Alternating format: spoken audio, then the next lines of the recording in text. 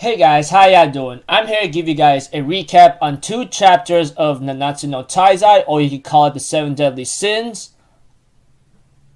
on chapters 246 and 247. Yes, apparently before the translations came about, two chapters were released last week or this week, whatever that fits the releasing positions to your suggestion. And I did read the raws and spoilers, and it was pretty surprising. All I cared about was just like, I just want the translations. And when I got the translations, I'm like, holy crack-a-lack, dude.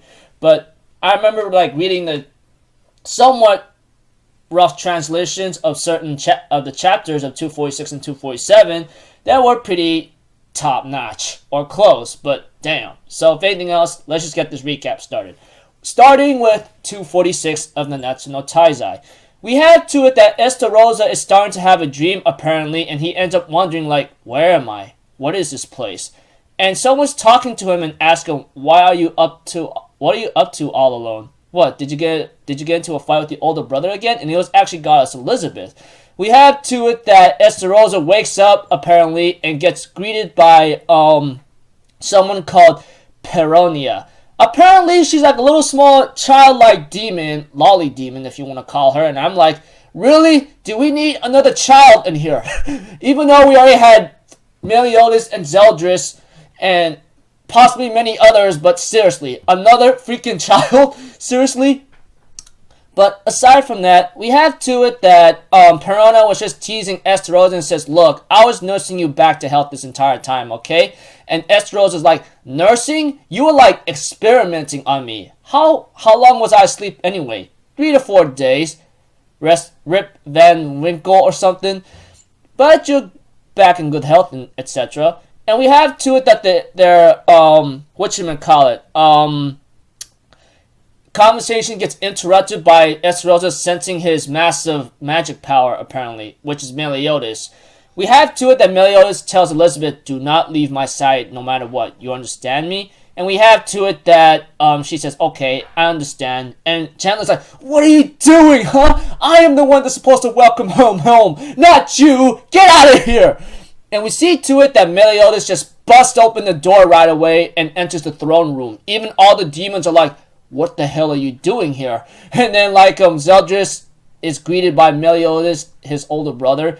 And we have to it that Zeldris like, so the greatest traitor of all time of the demons comes in here strolling into the enemy base. You got some major nerve right here, you know that? Not only you brought back that filthy goddess along with him, you managed to like let me see here, have the pacifier demon come under complete utterance, or you could say how this managed to happen while the pacifier demon was with them can only be explained by complete and utter incompetence. We had to it that Chandler tries to explain, hey, I was opposed to this, you know. I tried to stop it. In fact, the first thing I tried to do was massacre that woman as fast as I could. And Meliodas is like, can you shut up, Chandler, or enough, Chandler? And Chandler's like, okay, I'll stop. And we have to it that Meliodas tells Zeldris, my business here is pretty simple. I am here to become the Demon King. And Zeldris says, I'm the one that's going to be the Demon King. And then Estarossa comes in and says, hey, why am I the only one left out of the three, huh? Well, I can understand we're at each other's throats for the entire world, but I don't give a damn about the throne of the Demon King. But if you guys are going to fight over it, then I want in. And we have to it that Meliodas says, you're alive, aren't you, Estarossa? He goes like, yeah, I had a harrowing experience. And we have to it that Elizabeth goes like, wait a minute, this is the guy that killed Meliodas, but I got a strange feeling that I might have met him somewhere before. And we have to it that Estarossa was saying, hey, you're looking good, brother. But he goes like, are you Elizabeth?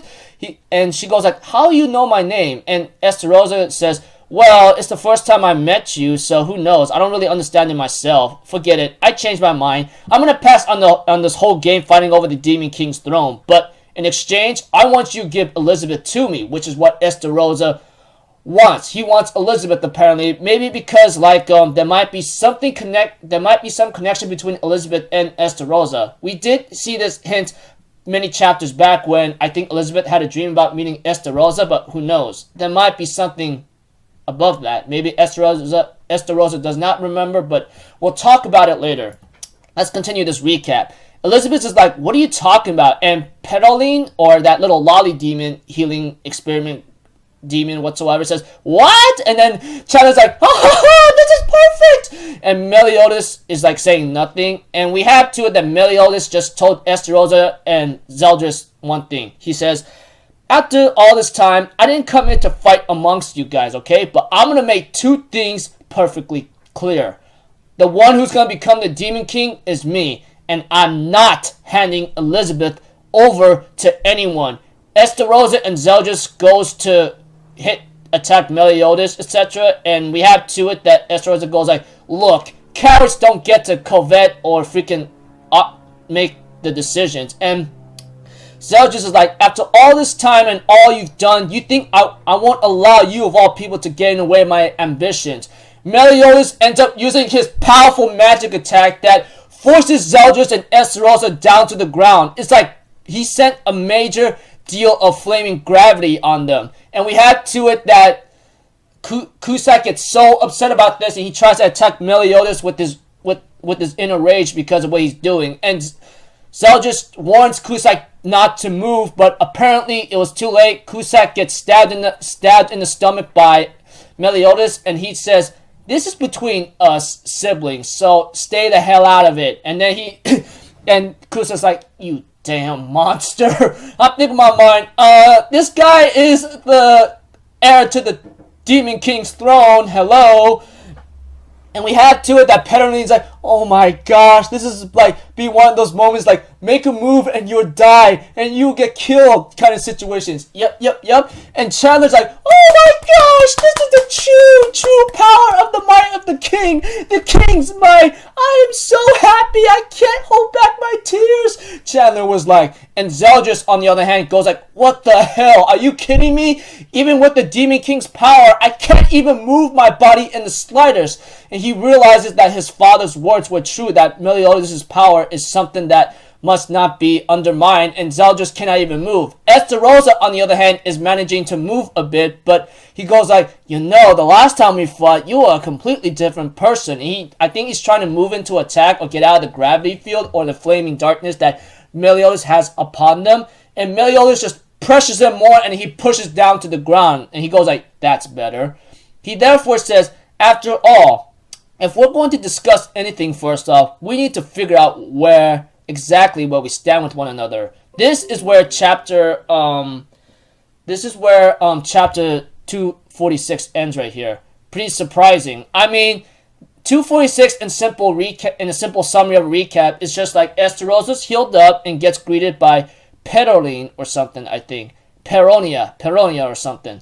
And we had to it that Meliodas enters the castle, gets greeted badly by his younger brother, and Esterosa comes in and realizes they're going to fight over the Demon King's throne, and he will not interfere unless he just gives Elizabeth to him.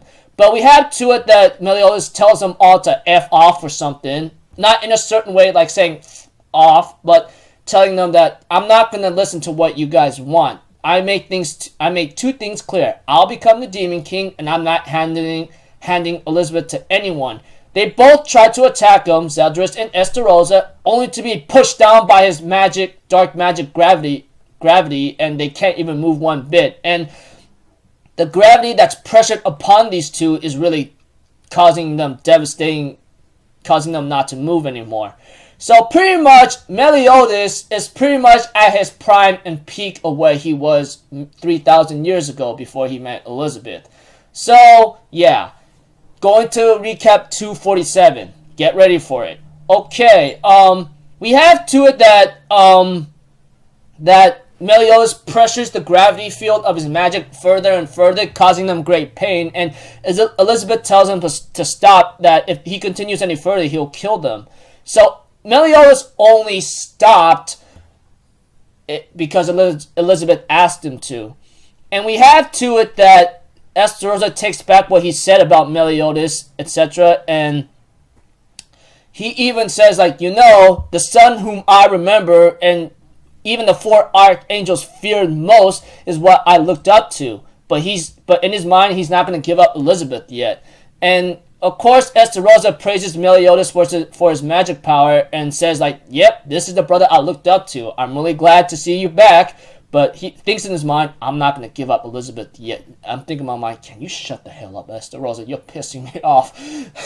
We have to it that Zeldris is like, "Look, I don't give a goddamn crack-a-lag about that, Estarossa. Even if you accept him, I will not accept him." And we have to it that Zeldris tells Meliodas off and says, "The only reason you want the Demon King's power is that you could dispel the curse that's been placed upon you and Elizabeth, isn't it?" And Meliodas is like, "Yeah, I'm here to take the power. I'm here to take the power that the Demon King lent to you.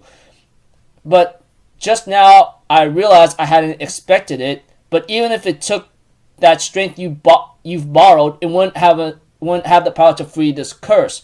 And we have to it that Zeldris tells him to shut up and announces that the one who's going to be the Demon King is me. And he tries to hit Meliodas with everything he's got in his swordplay, but Meliodas is just effortlessly blocking with his hand alone, etc. And while Estarossa tries to grab Elizabeth, Meliodas' magic just whips him right in the freaking face and tells him, "Don't you dare touch her."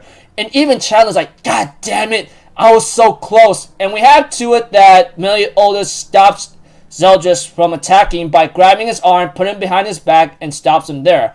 And Meliodas therefore says, "You know, I understand why you're so obsessed with becoming the Demon King." And Zeldris tells him to shut up as he still hates him and he harbors so much grudge against him. We all know that. We all know the reason why.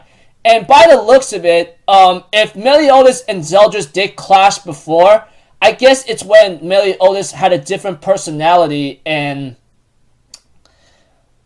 pretty much like, whatchamacallit,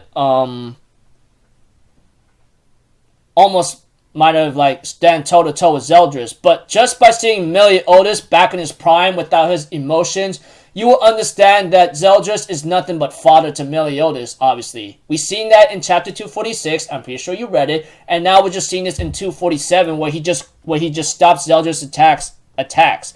Aside from me rambling on about like possibly Meliodas facing Zeldris alone, he whispers into Zeldris' ear for a bit and says something to him. And Zeldris, on the other hand, calms down, stops, and we have to it that Estarossa goes like, "What's going on here?" And Kusat's like, Zeldris, is everything okay?" And we have to it that Zeldris reluctantly agrees that he will help Meliodas. And Kusat's like, "What? Are you kidding me?" And we have to it that Estarossa is like, change of winds now, huh? Did he blackmail you or something?" Even Peronia is like, what's going on here?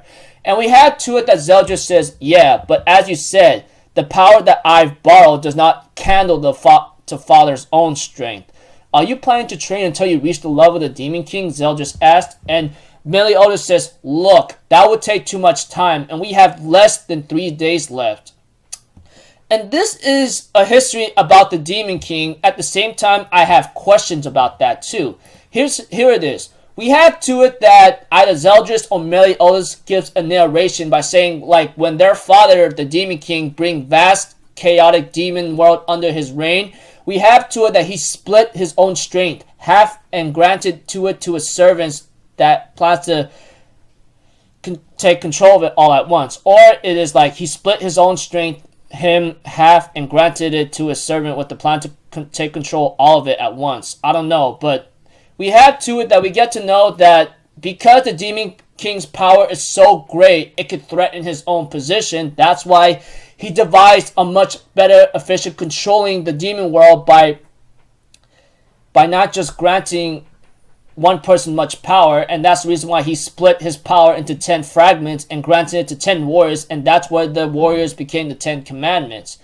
So, in other cases, this is a history lesson that we get to know that the Demon King, before he took over the demon world and brought it under his reign, he split his own strength to 10 people because, like, the majority mass power he has with him is like, whatchamacallit, too dangerous that it threatened his position, and that's the reason why he gave it to 10 warriors, and that's where the 10 commandments are made. The only thing I question now is like, why is having so much power that the Demon King has threatened his position as king? Is it because like the demons might start a coup or a rebellion sort of thing? That's the question I answer, because I go like, if you have a lot of power as king, isn't it fine? They're not going to be afraid of you. They'll listen to you. But I don't know. Like I said, when that history lesson came about and splitting his power to 10 people of his fragments, I wonder like, why would having so much power threaten his position as king, you know? That's my question. And we have to it that, continuing on with the recap, we have to it that Meliodas commands Estarossa and Zeldris to like recover the commandments and bring them to me. If once all the commandments are recovered, I myself will be able to gain power on par with the Demon King. And we have to it that Elizabeth, Cusack, Estarossa, and are like wondering, what are you talking about? Kind of facial expression, you know. And we have to it that Estarossa asks him like, wait a second, recover the commandments, Zel, is that something like that even possible? And we have to it that Zeldris puts his hand up and says admonition, and he ends up showing 3 commandments that he's gathered already. One from the traders of Gothic, Galuxia, and Dolar, apparently. We have to it that Estarossa goes like, oh, let me see them real quick. And we have to it that Zeldris just makes it disappear. And we have to it that Estarossa is like, hey, how about you teach me that technique, huh? And how to recover them. I mean, come on, what's that face for, huh? It wouldn't hurt to have more than one help around, right? And we have to it that that Zeldris was trying to use some kind of technique on him, which is like, I don't know, that possibly might have to remove the commandment, but I don't know what that is. But all I know is Estarossa like, hey, what are you trying to pull? You're trying to take you're not trying to take my commandment away, are you? And we have to it that Zeldris says, Woza Mihan Ka Yishma Jo no Jimu or something, and ends up blasting some kind of light to him. But we have to it that Estarossa is like, nothing happened. And we have to it that Zeldris explains to Estarossa that the recovery of the commandment requires either its owner's consent or for its owner to be rendered powerless or unable to fight. That's the only reason how to recover the commandment. And we have to it that Estarossa is like, why didn't you say so in the first place? You kind of scared me right there. And we have to it that Meliodas was asked by Zeldris, like, what are you planning to do? And we have to it that Zeldris explains that Gother wasn't loyal to the Demon King, neither were Galuxia or Dolar. So those were special cases. But everyone else has sworn their fealty to the Demon King and has great loyalty to him. If they refuse, you won't be able to just take it. And Estarossa just freaking asked a question, hey, what if they are killed? Can we still take them? And Zeldris like, what the hell did you just say? Because it seems like to me, freaking Zeldris was like really ticked off right there. And we have to it that Meliodas does not say anything but with an exclamation mark. And we have to it that Estarossa is like, no, I'm sorry. My wording was really harsh. I mean, you know what I'm trying to say, right? I'm just saying if by chance they happen to be killed or by someone or something, can we still take the commandment or something? We have to it that Zeldris explains like, hypothetically, if one of the 10 commandments were to die, the commandment itself would remain within the corpse, ready to be removed. Currently, there are 3 who still have commandments that have gone missing: Garan, Marascula, and Grey Road. But we have to it that Meliodas explains that Grey Road was defeated by the 7 deadly sins and ends up using admonition and shows that he specifically took the commandment from Grey Road, apparently. And I go like, wow, he did it in a quick flash of light, huh? And we have to it that Meliodas explains that, unfortunately, I have no clue as to Garan and Marascula's current whereabouts, so I want you to do what you can to find them. And Estarossa asks like, so what, Meliodas? You just gonna plan to sit back watching from up on high while you have us do your bidding or something in other cases? And Meliodas therefore explains to Estarossa and Zeldris, look, do you really think they're gonna quietly hand over their commandment to the person that betrayed the demon clan? That's why I leave this to you two. It's in your hands, okay? And then freaking like Zeldris like, so it looks like to me you're aware of your own situation and position, huh? And we have to it that Chandler thinks in his mind, that's not it at all. The real reason is so he can protect that damn woman Elizabeth. And he therefore tells Meliodas, wake up, young master, hurry and open your damn eyes. And we have to it that that Esterosa was thinking things kind of gotten pretty interesting, don't you think? First the traitor comes on, and now he's going to become the demon clan's king. We have to it that Zeldris warns Esterosa, let me make this clear and get this out of the way. Don't even think of stealing the all the commandments we've recovered for yourself. You understand me? And we have to it that Esterosa does not say anything, and Zeldris goes like, let's get out of here. We have to it that the scene switches off to like Elaine crying, goes like, hey, if Bond doesn't come back, I don't know what I'll do. And King's like, take it easy, Bond will be back. I'm pretty sure he'll probably be back. No, Bond would definitely be back. And then freaking Elaine's like, yeah, you're right. And we have to it that Escro's thinking in his mind, man, I'm really worried about the captain and the princess. Please hurry and get better, Golther. We have to it that Merlin realizes that the commandment was stolen right after like he was looking after me or something, or his commandment has been stolen and it was right after he was looking after me. So it looks like Merlin realizes that Meliodas is driven that far to maybe get the commandment or become Demon King, and Merlin realizes that someone with incredible power is approaching. And we have to it that Esterosa and Zeldris are looking for the other commandments, etc. But apparently that smile on Esterosa's face is pretty much of a threatening omen. We all know Esterosa has, I think just by the looks of Esterosa's face, we all know that he plans to screw things up. And Zeldris did warn him, don't even think about taking all the commandments that we recovered for yourself. You understand me? Etc. Of course. So yeah, pretty much in simple summaries in words is that in 246 is like Zeldris and Esterosa try to clash against Meliodas as he tells him about his goals to become a demon king and dispel the curse. And 247 is where Meliodas manages to convince Zeldris otherwise to work with him, though what he whispered in Zeldris' ear is what calmed Zeldris and decided to help him out a bit. And we get to know the history about the Demon King's power having to be split into 10 parts to 10 warriors that can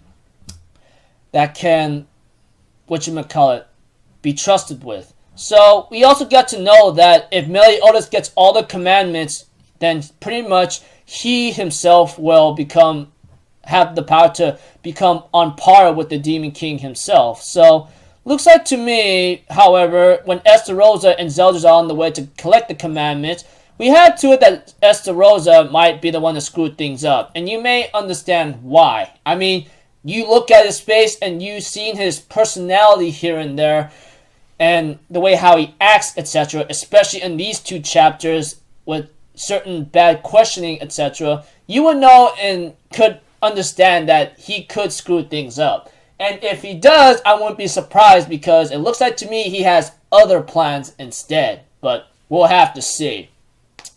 Aside from that, these two chapters were pretty good. I mean, 246 is where Meliodas just told his brothers to chill the hell out or I'm going to kick your butts, okay? And 247, of course, just talks about like, I want you to gather the 10 commandments for me. I'll get the power that's on par with the Demon King. I'll remove the curse and maybe that's it. But whatever the case may be, we'll have to find out here on out. Because Zeldris, even though he has a grudge against his brother for betraying the Demon Clan, etc., calmly and reluctantly decides to help. As for Esterosa, he decides to help too. However, the look on his face and his personality alone is really, really troubling. Even Cusack alone is saying that he doesn't trust him. He said that many chapters ago. We all know that. So this could be one hell of a journey. But let's not forget that Ludoshel is still out there, and who knows if he's there to mess things up as well. So we'll have to find out. So yeah, a lot of things could happen many ways to one. Like I said, I don't know what's really bound to happen, but a lot of things could happen. You guys know what I'm talking about. With the Archangel Lucidel to like gathering the Ten Commandments, absorbing them, but with Estarossa around and his personality being very suspicious and like being like of a snake, he could cause some trouble. So I don't know what's really bound to happen, but as I said, I have questions of why the Demon King's power had to be split into parts to 10 people. Like, why is having so much power, like, threaten his position as King of the Demons? Like, yeah, those are the questions I wonder myself, you know? I mean, I think I might be overthinking it, but I just wonder, like, why would having so much power threaten the king, you know?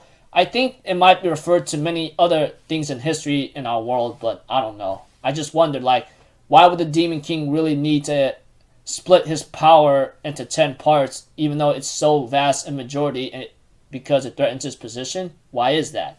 I don't know. So until then, I'll see you guys in my next video. So I'm Alpha Zero, people. Have a good day, and I'll see you guys next time, alright? Peace out. Bye-bye. Choo-choo-doo!